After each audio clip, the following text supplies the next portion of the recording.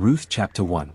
Now it came to pass, in the days when the judges ruled, that there was a famine in the land. And a certain man of Bethlehem, Judah, went to dwell in the country of Moab, he and his wife and his 2 sons. The name of the man was Elimelech, the name of his wife was Naomi, and the names of his 2 sons were Mahlon and Chilion, Ephrathites of Bethlehem, Judah. And they went to the country of Moab and remained there.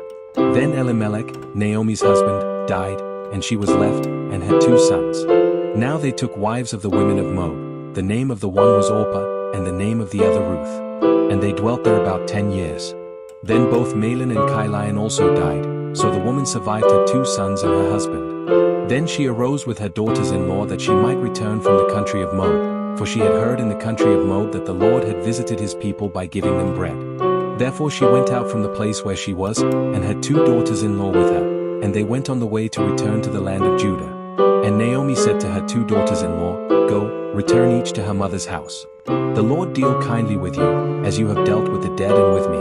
The Lord grant that you may find rest, each in the house of her husband. So she kissed them, and they lifted up their voices and wept. And they said to her, Surely we will return with you to your people. But Naomi said, Turn back, my daughters, why will you go with me?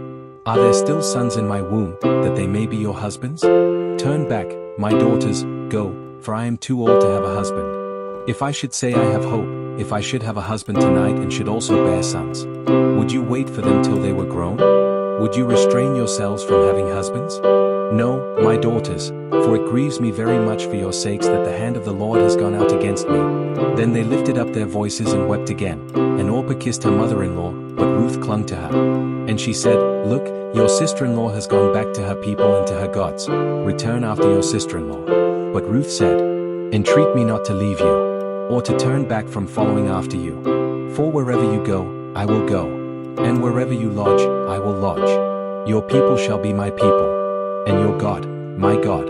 Where you die, I will die, and there will I be buried. The Lord do so to me, and more also, if anything but death parts you and me.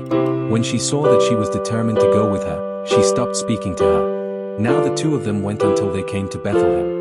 And it happened, when they had come to Bethlehem, that all the city was excited because of them.